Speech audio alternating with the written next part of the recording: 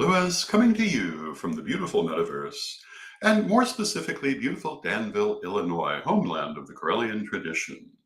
And welcome to Midday with Reverend Don. I hope you're having a wonderful day today, and we are going to have a lovely conversation.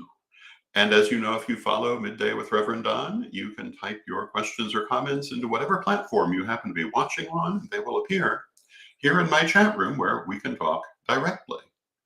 And this is one of my favorite parts of this broadcast. So today, we are going to be talking about Friday the 13th. But before we have that conversation, I have a couple of announcements. The first one is that next week, I will be doing a week of best of programs because I will not be here in my office to broadcast live. And I will have more information about what's going on with that here in the near future. And tomorrow, our program is going to be a ritual program. We're going to have a ritual for the new moon and solar eclipse, which is happening this Saturday. And I think that will be fun. It will be a ritual that you can do yourself on Saturday if you wish to do so, to take advantage of these very interesting energies.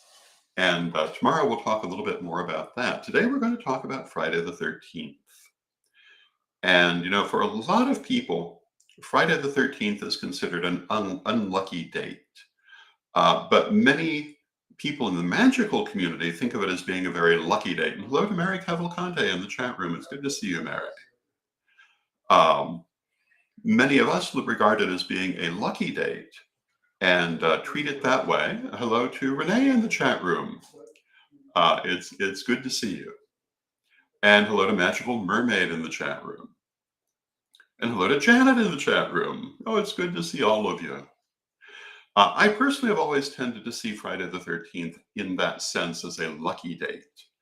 But what makes it a significant date either way? And there's no real agreement on that. There are a number of different theories. Some of them are currently more popular than others, but that does not necessarily discount the others. And it's also worth noting that there may not be a single origin to the superstitions around this date. It may be a confluence of a number of things. So one of the things going on with Friday the 13th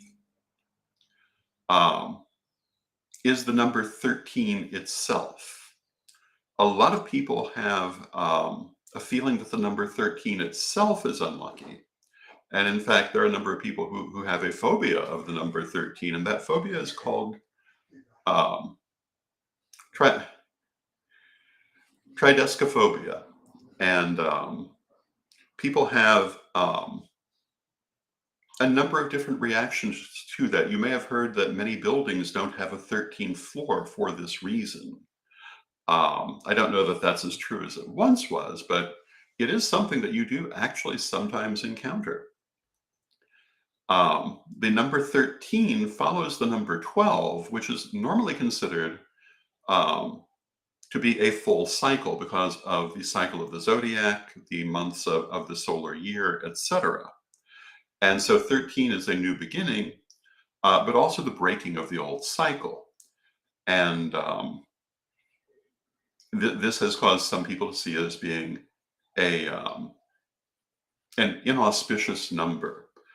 Historically, there are also things like in the Christian religion, Jesus had a total of 13 disciples, counting Judas, but Judas, the 13th disciple, betrayed him, giving people from that background an idea of the number 13 as being inauspicious. This has not always been the way it's been looked at. If we look at the Olympian gods, there were 12 of them, and then they switched their numbers around a little bit. And brought in Dionysus to become one of the Olympian gods who wasn't originally. But that was not considered to be an unlucky thing, just because it moved the gods around a little bit. But many people do have that fear of the number 13. And Magical Mermaid remarks that 13 is a baker's dozen. And yes, it's the complete number 12 plus one more. So you can also think of it in that sense as being that lucky extra thing. Now, in a lunar year, 13 months rather than 12 is often considered to be the norm. And this is one reason that many pagans consider the number 13 to be um, an auspicious number. And the uh, day of the week, Friday, is named for the goddess Venus and various versions of that goddess in different cultures. And the combination of the 13 months of the lunar year and the goddess day is one reason that many people in, for example, the Wiccan community think of Friday the 13th as being a sacred date with a strong association to feminine energy. Um, it is also the date on which the Knights Templar were proscribed and arrested en masse um, back in the 14th century. And the prevailing wisdom at present is that that is probably the source for the unlucky connotation of Friday the 13th. But as I said before, that prevailing wisdom changes frequently. Um, and the fact that opinion holds this is the most likely source doesn't necessarily mean that it's true or that there's only one source. But it is something very worth looking at. The Knights Templar, if you're not familiar with them, were a very powerful order of knighthood in the Middle Ages. They were originally headquartered in the Middle East, and they became very powerful, particularly working as bankers for the European royal houses. They were a military order. They were charged with protecting the Near Eastern territories. And for a long time, they were very successful and they became immensely wealthy.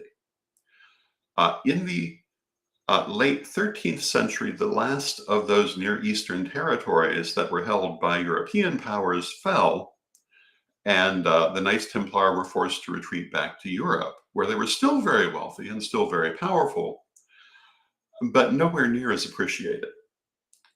Um, and in the early 14th century, Philip the Fair of France moved against them, and with the help of the Pope at that time, who was firmly under the king's power, they prescribed the entire order and had as many of them as they could reach arrested and confiscated their properties, which were immensely broad. The general feeling is that that was the reason for the move. The king already owed the Knights Templar a great deal of money, which of course he got out of paying by prescribing them. And of course, he and other European powers obtained a great deal of money from this action. Hello to Tom in the chat room. It's good to see you. Um, and this began on a Friday the 13th. I don't know personally that number was so well remembered that I think it is the sole source of this particular um, group of beliefs around the date of Friday the 13th. I do believe that it probably is one of the causes, but I doubt that it's all of them. But the prevailing wisdom cites it as the primary cause. In pursuing this, the King of France and the Pope, and hello to Kazan in the chat room, it's good to see you, built a case against the Knights Templar of religious heresy, basically that they were following a pagan cult within their order. And that cult was centered on a figure called Baphomet. Now, we did a full show on the subject of Baphomet at one time, but I'm going to talk a little bit about Baphomet now. Baphomet, there's a lot of debate as to whether the Knights Templar were actually worshiping a figure called Baphomet, or whether this was entirely made up. And one of the reasons for that is there are so many different descriptions of this deity and how it was depicted. However, that isn't necessarily proof that it wasn't there. Um, it's often said that the name Baphomet is a corruption of the name Muhammad, but that makes no sense at all because the people of that era were perfectly familiar with the name Muhammad. No one would have mistaken anything else for it. But they could have used it as a basis to create a gibberish name if they wanted to. But Baphomet isn't necessarily gibberish. Um, there is a strong theory that it comes from the Greek words Baphometes, which means baptized in wisdom or washed in wisdom. And in terms of how it was portrayed, it seems to be a conglomeration of a number of different symbols, which is very much in keeping with deities of late classical antiquity. Um, and so it may very well have been, and possibly even quite an old cult that they found in the Middle East and continued, or it could all have been made up. Either way, Baphomet certainly came to be worshipped as a deity afterwards and is very much still worshipped today in a number of different forms, ranging from the very beneficent god of wisdom to various would-be demonic forms. But as for what the Knights Templar did, there's no real knowledge because any evidence that existed that can be accessed now was extracted under torture, and you really cannot take seriously things extracted under torture. Historically, there have been a number of items that have been found and attributed to the cult of Baphomet. Hello to Eve in the chat room. Good to see you, Eve. But whether they actually were or not, or merely seem to be similar, is hard to say, or whether they might be forgeries.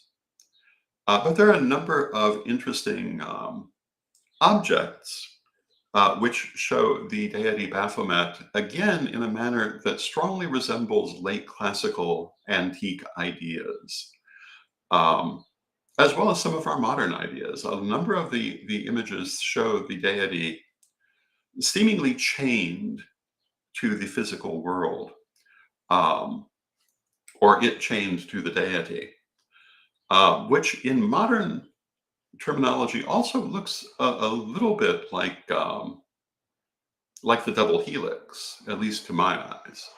But again, there's no knowing how much of this was or was not true. And that's a very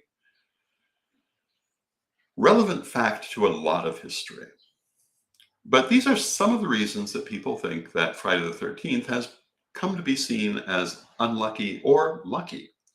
Those who believe that it has a strong association with goddess worship feel that people from Judeo-Christian religions look at it as being unlucky for that reason, while they themselves look at it as being particularly auspicious.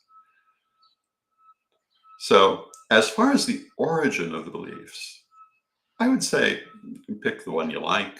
There's no real certainty. But as far as today, as I say, many people in the metaphysical world view Friday the 13th as an auspicious and lucky day, as do I. So tomorrow is Friday the 13th of October, and I regard that as a very auspicious day, particularly coming in October, as we're approaching the Samhain holiday. The other thing that makes this particular Friday the 13th a little more auspicious is that it's the eve of the new moon and solar eclipse coming on Saturday the 14th. And this is an interesting combination of energies. The new moon is new beginnings, and solar eclipses, at least to me, represent new beginnings as well. They're the end of one cycle, the start of another. And I'll tell you for myself, I'm hoping that it will have very much that character of renewal and regeneration. That's what I see in solar eclipses. Other people see them as being inauspicious because the sun loses its light for a moment. Historically, they're often associated with the death of important figures. Um, but, I am very much of the point of view that everything you look at, what you take from it depends on the angle you're looking from. If you're looking at the solar eclipse in terms of the loss of the sun's light, well, then it's definitely inauspicious. But if you're looking at it in terms of the return and renewal of the sun's light, well, then I see it as an auspicious thing. And hello to Devika, who is coming to us from India. It's very good to see you, Devika. Welcome.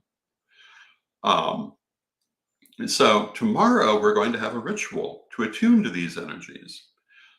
We will be doing it here for ourselves tomorrow. And if you would like to use this during the actual eclipse period itself, I would strongly encourage it.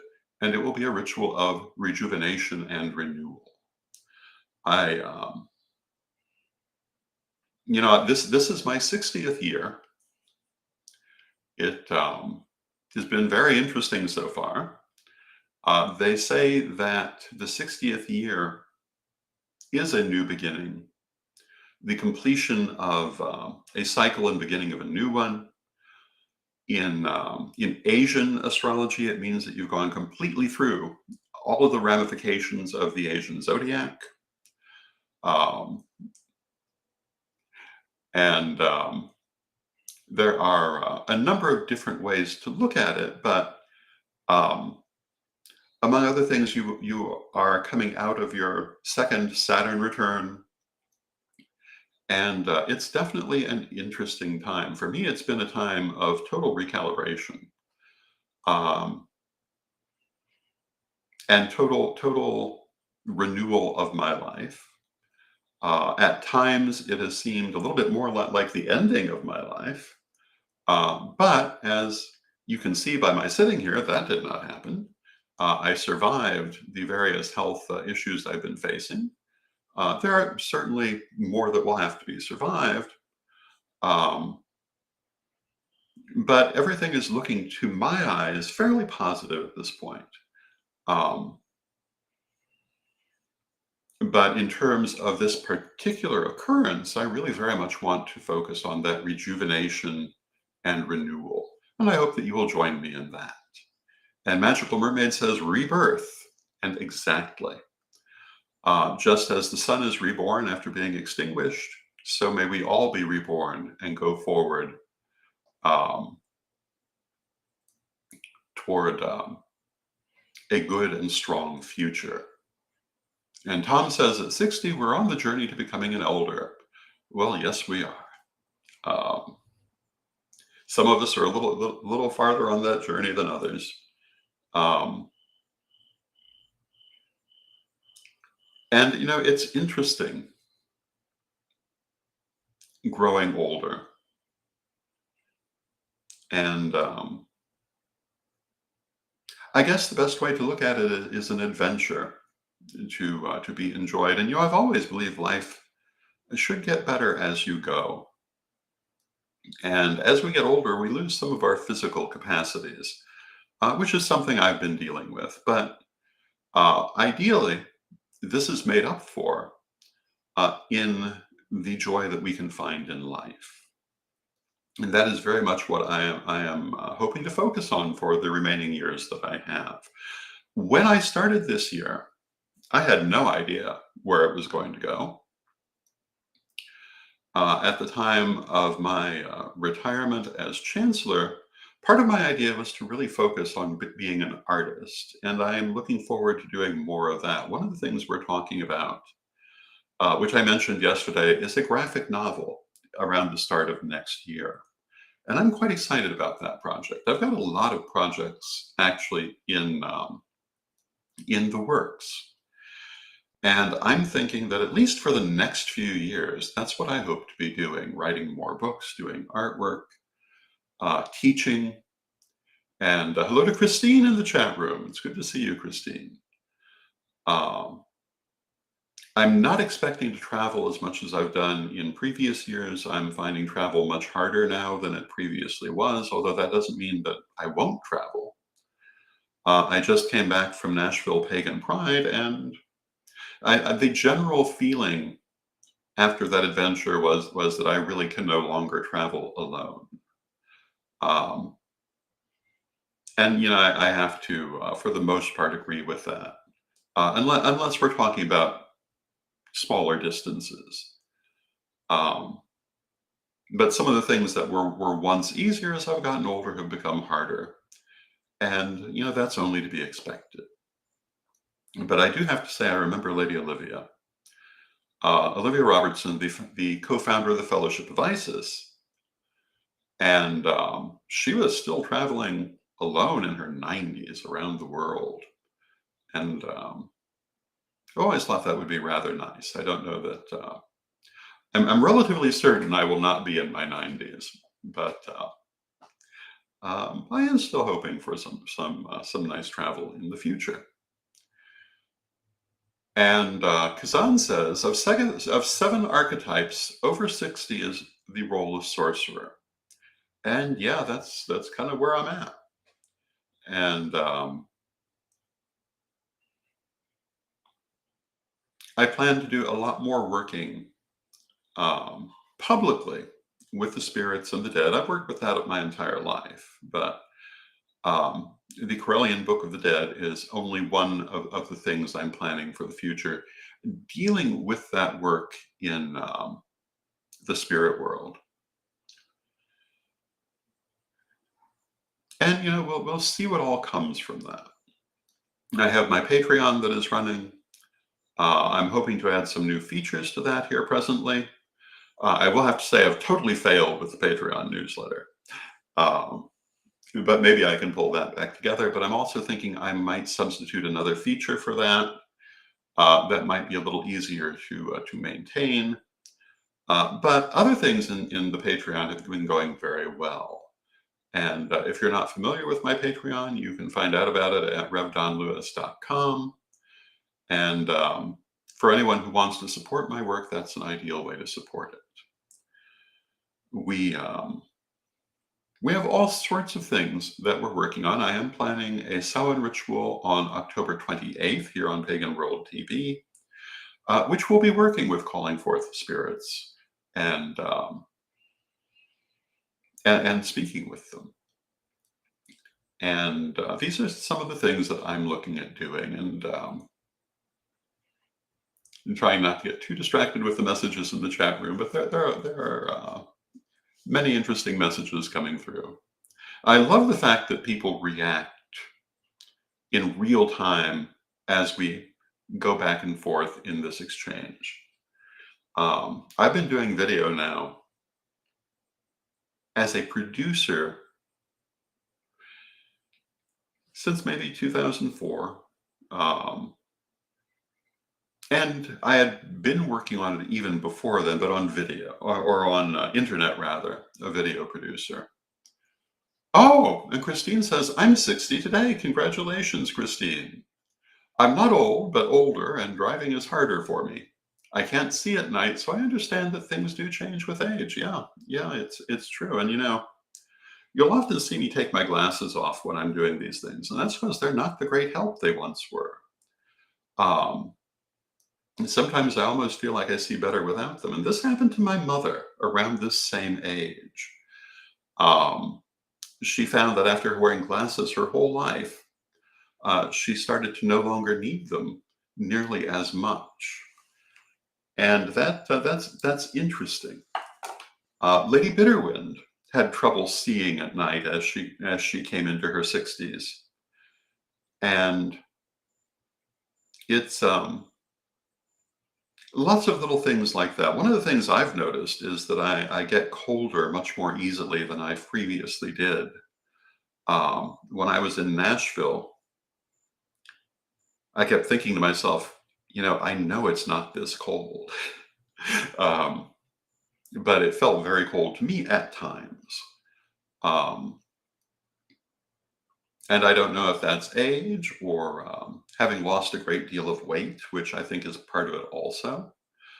Or having lived in Florida for many years. They could all explain that. But it's it's a very interesting time, and it's going to be interesting getting used to being an older person. I find that I was never a fast person. I always walked slower than everyone else, and that has to do with the fact that I was born um, with a certain issue in my leg bones. I literally could not walk as fast as most people, but I'm walking much slower than I ever walked before. But I still get there, and that's all that matters. I have to leave myself a little more time. I think that as we look at life, we have to keep that point of view. That if something maybe is a little harder for us or takes us a little longer, um, that's not bad as long as we still get done what we need to get done. Um, and Tom says that they are at the big 68. Congratulations, Tom. And Kazan says, off topic, but curious when you will set up the Karelian Tradition Museum in Danville. Interestingly enough, that's been a topic of conversation lately. And I don't have an exact answer at this moment, but it's coming. Um, these last few months, a lot of effort was extended on the Parliament and recovering from the Parliament.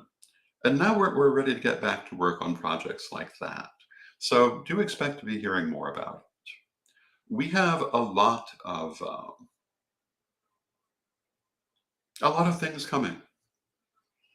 And if I'm moving a little slower than I once did, um, I'm surrounded by lots of nice younger people who still move fast.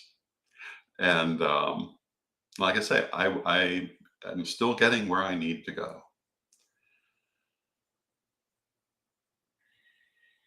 I will say that there are a lot of things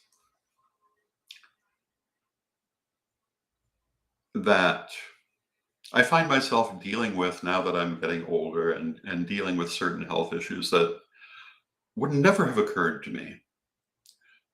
But they're all dealable. Everything is dealable. And it's just a matter of finding your way. And I think that is true about everything in life. We always have to find our way. I've had many adventures in my life. One of the things I've been doing in the last week or so is really looking at my life and the many adventures and misadventures I have had. And overall, I feel pretty good about it. Um, there are certainly things that could have been done better, but if I could have done better, I would have. Um, I don't really believe in the idea that if I could go back and change things, I'd change them because then I wouldn't be who I am. But I'm also a believer in the idea of the multiverse and the idea that different portions of our soul do live out every variation of every choice that we get. So I do think that some of those other directions I could have gone were gone in, just not by this part of my consciousness. And I and some other people have occasionally seen bits of those other versions of this life. And it is, it's interesting.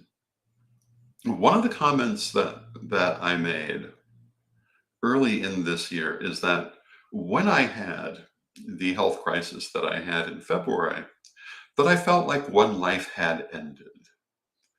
Um, I was not physically dead, but I felt as though my previous life really had ended, and it was time to go forward in a new direction, and that's where I'm at and what I'm doing, and it's about to gain speed. And I thank you for being here with me as we go forward. Excuse me. Thank you. Remember, you're right. And I think it's going to be an interesting and exciting time. And Magical Mermaid says that yes, nostalgia has been in the air for sure. Yes, it has. It's been very much a time for that. So I want to thank you all for being here today. I love you all. I love spending this time with you. Join me again tomorrow, and we will have our new moon and solar eclipse ritual. And let us close with our prayer as we always do.